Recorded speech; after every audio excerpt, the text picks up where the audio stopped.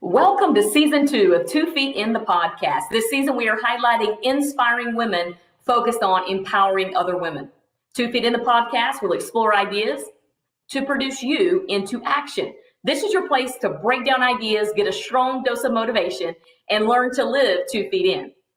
Today is the day. Get up, get moving on your dreams with me. I am the coach, Heather Macy, and I'm ready to coach you. Lock in, let's go. It's time for your 2 feet in experience. Joining 2 feet in the podcast today is Hall of Famer Pearl Moore. She's an inspiring woman who is focused on empowering other women. Pearl will be inducted into the 2021 class of the Naismith Hall of Fame. She's a Francis Marion graduate. She scored over 4,000 career points prior to the three-point line. Pearl is a member of the FMU Hall of Fame, the Florence County Hall of Fame, and the Women's Basketball Hall of Fame in Knoxville. What's up, Pearl? Hello there. Glad to join you for a bit. Pearl, I am so glad that you're here. Now, first off, it took a lot of work to get you on this podcast. And I know now for sure I'm one of the best recruiters in the country, minus Sylvia Hatchell, because I got you here today. Talk to us about what it's like to be a Hall of Famer.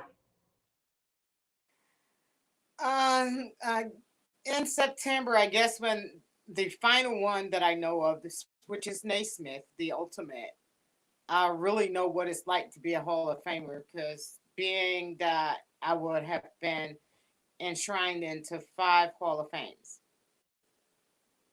So I really won't know what the answer to that is until after the September 11th enshrinement. So the majority of us are never going into the Naismith Hall of Fame. A small percentage of the world are ever included in this group.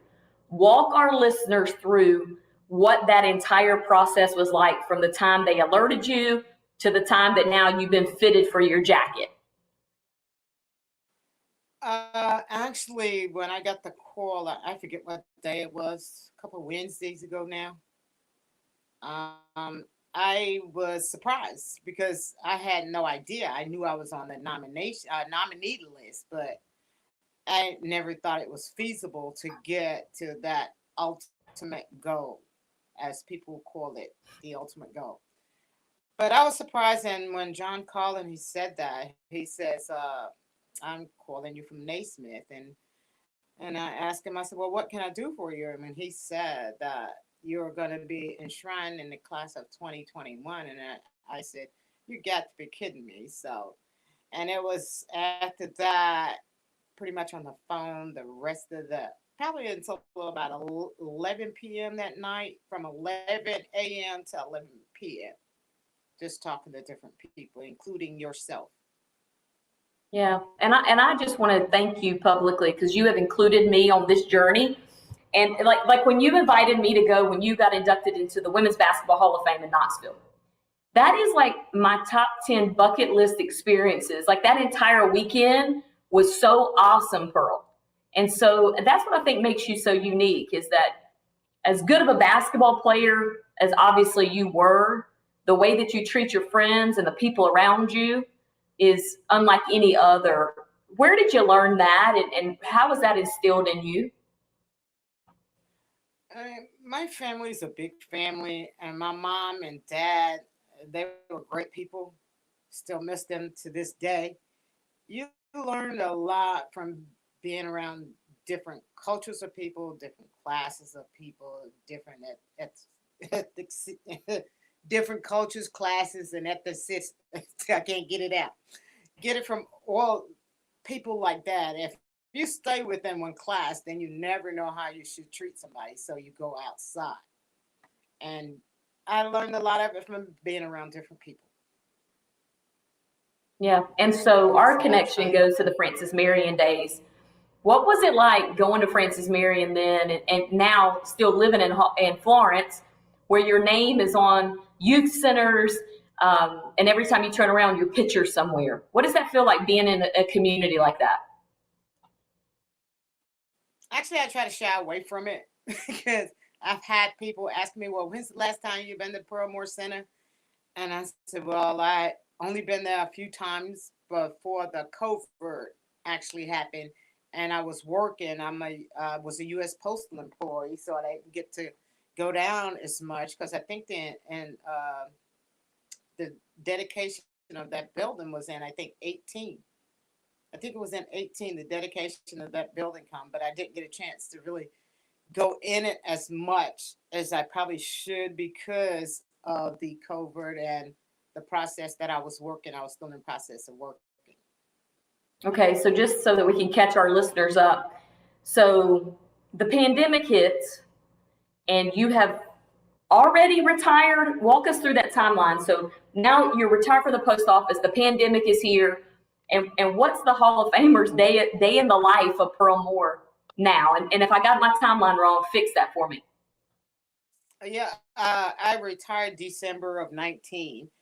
And okay, that's time to travel, go watch some things. But like I said, the pandemic came up and it kind of slowed a lot of things down for the whole world. So you haven't been able to get out because I think the facility opens a little bit, and still I'm skeptical to go in there because I don't know who's been who's infected and who's been given the vaccination. So I hadn't really been in there. I did go up to do an interview there last week, Wednesday or Monday, last Monday, but it was locked and we couldn't get in, so we had to do the interviews outside. All right, so you wake up in the morning, retired life. Give me something to look forward to. I get up in the mornings, get dressed, ride my bike about 3.2 miles. I come back and do a little exercise. Then I read some scripture from the Bible. And then after that, I'm free to go run around a little bit, but not as free as I would like to be with what's still going on a little bit. Even though we got a lot of people vaccinated now, I don't veer out as far as I would like to. Even I was scared to go up to Springfield on a plane with all those people, and I just hadn't been around that many people since this COVID hit. Yeah. So what was that like? And were you masked up in the airplane and pretty much the entire time? Masked up coming into the airport on the plane, you had to wear it. And I'm not one of those people that try to defy things. I want to do as the procedure goes with. So it was fine. I didn't really like being close to anybody in there. The first flight out, I think there were some open seats, but coming back, it was like packed. And Hmm. it kind of made me nervous. Yeah, it made me nervous. Okay, so did you fly with Coach Hatchell? And then tell us your best Coach Hatchell back in the day coaching you story, and then Coach Hatchell's best current day story. Okay, no, she did not fly up with me. I didn't leave until Saturday, and they left on Friday. And my best coaching story from Coach Hatchell, uh, my best coaching story from her would be I was warming up for a game, and we always had shoes that she would buy. We had Nike, and I had another pair that were suede Converse. And before I had a chance to go back to the locker room to change, the officials called us up for the um, whatever they did with calling of the game to talk to each captain and whatever. And I didn't get a chance to switch those shoes before the buzzer went off the go. So I didn't get to start. But it was fine. I didn't mind that. I broke a rule. So, I didn't get a chance to go back and change them. So I was fine with it. But it didn't take long to get in the game. But, that was just what I had to go through. So Coach Hatchell sent you Doing back to the that. locker room to flip your shoes around, Oh, or no, did I you play knew I in had the to go suede back to the locker Converse? room. I just hadn't made it. I didn't make it yet. And there was also a trip that we were going. I think we were going to Clemson, Columbia College, wanted to play. And I forgot my shoes. So we were on Palmetto. And I was like, Coach Hatchell, I forgot my shoe. So we stopped at PD Sporting Goods at that time, and I had an account there. So I went in and just got a pair of sneakers and came out. I told them I had it, and we'd go into the game. Came out, they put it on my bill, and she thought I had charged it to Francis Marion. I said, no, I have an account there. Well, those were some funny things, but, and then you asked me another one, but I don't recall what that, but I knew those two stuck out in my head. Okay, so I'll never forget your mom telling Coach Hatchell, Pearl can't play when she's hungry. Yes, that's another one. Well, we didn't get much back then. As far as, well, it didn't cost a lot to go to school. And, of course, we had Pell Grants and whatever other grants. And I think I didn't get a meal ticket until my senior year in school. My senior year. And my mom called. She said, I can't be giving you no money like this. You playing basketball. They should be feeding you. So she called Sylvia, and she said, well, just as you said, Pearl can't play basketball hungry. And I think within a couple of weeks, I had a meal ticket, and Coach Hatchell and Coach Morgan were the first two people that ate off of it with me. Yes, that's exactly true. I forget all about that one. Yeah. Rest my So mind. My time at Francis Marion and hanging out with you guys was some of the best times of my life, and mostly because y'all helped raise me in this. So you telling me that story, I was a 26-year-old head coach, and you guys telling me that story, I've never forgot it. I'm like, they can't play hungry. And so, if we have to decide where we're going to spend our money, we make sure that these kids down here eat. Because I want you to share about Bird and the rolled up cake. Do you remember that story? I remember them telling me, but when I was in between those lines, I didn't hear anything. That was my best place to be on the basketball court between the lines. I never knew what happened outside those lines, but they would tell me about my AAU coach, Brendan Bird, rolling up that. I think at that time we were playing University of South Carolina, and she would say that. And then Karen Leatherman, who's another good friend of mine, she would say that Pam Parsons, that was coach of South Carolina at the time, had a megaphone, and they would be yelling at stuff. But the things that were off the court were off the court. If you wasn't on the court, I didn't know what was going on. So you scored 4,000 career points without the three-point line. Pearl, in current day, 1,000 points gets celebrated, and it makes you elite. You scored 3 times the amount of that. Tell the athletes that are listening right now your motivation to score that many points. Well, starting out, I didn't look at just scoring. The main objective to me was winning. And if you got to score a lot, you got to score a lot. But seemed like it was an easy flow thing for me. It wasn't just from shooting. You had to rebound. You had to play defense. A lot of it came from steals, second chance points, and breakaways. But it was just the thing that not wanting to lose. And if you got to score 60 points in a game, then you got to score 60 points. And you may not know that you scored 60, which I did in a national, when we had nationals at Francis Marion. I didn't know I had 60 points. I don't think I played about 6 or 7 minutes of the game, but I didn't know that I had that many. I think they said I had like 35 shot attempts, but I don't remember that either. And like 10 rebounds or a few assists, quite a few assists, and still did that. So it's when you get out there, for me, I played, and winning was the ultimate goal. What a message for all the young players. Okay, Pearl, it's time to jump on the 2 feet in hot seat experience. You're in your most favorite hotel. You're headed to another Hall of Fame. You get onto the elevator of that hotel. You hit the button to the 34th floor, or for you, it should be the penthouse, and you're headed up to the penthouse. And right as the elevator door closes, the person gets on, and this person needs you today. In less than the ride up to the penthouse, give this person a quick pep talk and explain your life. First, I'd say that my whole family were athletically inclined, and we going up. And if you decide that you want to be in athletics or play basketball, then you got to be, like you said, your show is 2 feet in.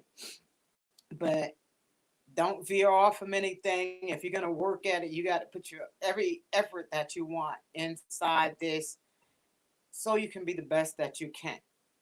And we're still going up.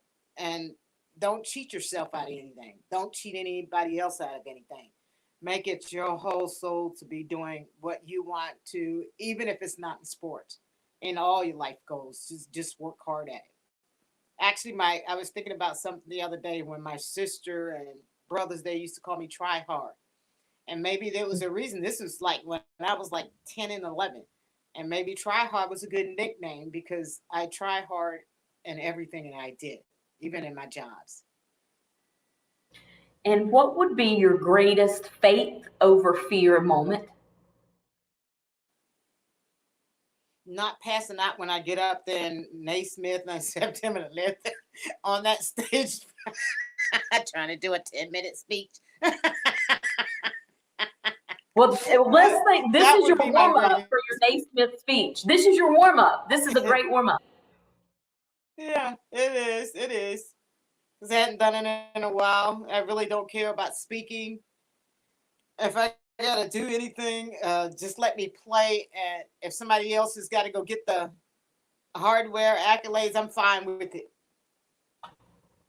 All right, so let's tell some stories now. Transitioning into story time. Give us your greatest faith over fear, but tell us a story around younger self, older self. What's your younger version versus your current day best story? My younger version is I don't think I had any fear. I really don't think I had any fear of playing the game of basketball. I had no fear. But now my fear would be actually going outside. Going outside. There's so many things going on in this world now that you have to look around you every second almost because we just had a special bulletin of the day of somebody getting killed. Now, those are my fears. You had no fear back then. At least I don't think I had any fear. But now you're fearing even going outside your door, getting in your car to ride. All those things now was nowhere around when I was younger, 30 or 40 years ago. What about a lesson that you learned the hard way that you would like our listeners to, hey, learn from my experience. Don't make the same mistake.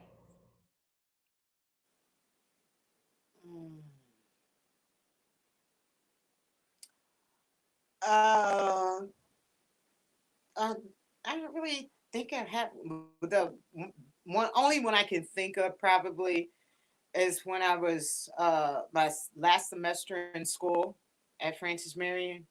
I got drafted by the Women's Basketball League, and they told me if I come on in December or just drop out of school in December, they would pay for me to go to summer school. A decision I'm glad I made. I chose to finish my degree because the league folded and they wasn't able to pay for the finishing of my education. Yeah, that's a big one, Pearl. Wow, what a lesson that is. And we want to do some rapid fire questions with you right now. Okay, so lock in and let's go. 2 feet in, quick style question. Give us your best quote. Work hard. That's Period. it. Work hard. Book Period. recommendation Yes. of the decade. Mm. Cherish every moment you have right now because you don't know what tomorrow will bring. Can you give us a podcast or video to expand our listeners' thinking? Um, That one you lost me at. That one you lost me at. No, I don't think I got one. Okay. Well, what about 2 Feet in the podcast? This one's pretty good. I mean, we have Pearl Moore along. I don't think Pearl Moore's that famous to me, but I'm just being me. But I really don't think I'm that famous. I hadn't grasped that yet. Well, you are, Pearl, and that's what makes. I don't think I'm like the. I don't think I'm like the Lisa Leslie's and all of these people, that women in Naismith, or I just don't think I'm all of that. I just want to be me and subtle about it. Don't boast it or anything, but that's how I've always been. Yeah. Your humility level's real, and that's why you impact your community like you do. Give us a key to habit stacking or creating a routine that really works for busy people. Oh God, prioritizing is really going to work for busy people, especially if you got kids, and which I don't, so I can easily prioritize myself. Because I didn't feel that good this morning when I got up and during the course of the night, and today was just a sluggish day for me. I was hoping that I would feel better to get on this with you, and it did slack up a little bit, but I still don't feel that well. But prioritizing, my days are like getting up. If I don't have to take a family member to a doctor or anything, because I'm Uber now, unpaid Uber, but glad to do it. I'll take somebody to a doctor's appointment or whatever. If that's not in the schedule, then I get up. Like I said, I ride my bike, come back, exercise a little bit, do my scripture, drink some coffee, and then that's the major part of my day. You get one phone call. To whom and why? This would sound so strange, but if I had one phone call to make, I would call my mother and father, and you know I can't do that. With these last two well, my mom was alive, but she didn't make it to the trip in Knoxville, and they both are deceased now. And to let them know, not that they don't know, but to let them know how blessed I feel, and that my Father in heaven is blessing me daily, still yet. Thank you, Pearl. Give our listeners your final thought to take it home. Okay. I'm glad to be going in the Naismith Hall of Fame. Not that I was looking forward to it, but sometimes your work in whatever situation you're in, whatever job or sports or whatever, you know you did well, and you may not feel that you're going to do the things that you did. But like I said, I was a blessed young lady, and I'm still being blessed daily by my Father in heaven. Thanks to our guest and friend, Pearl Moore, for being a part of the 2 Feet In experience, our first Naismith Hall of Famer on the podcast. Visit the show notes to learn more about Pearl and to reach her directly. That's been Naismith Hall of Famer Pearl Moore on season 2 of 2 Feet in the podcast, where inspiring women are focused on empowering women. Thank you for locking in. Now get up and get moving towards your dreams. Remember, I'm 2 feet in with you in all ways, always. A big thanks to all of our guests and our sponsors for breaking down ideas, giving us a strong dose of motivation, and helping us learn to live 2 feet in. Thank you, Pearl.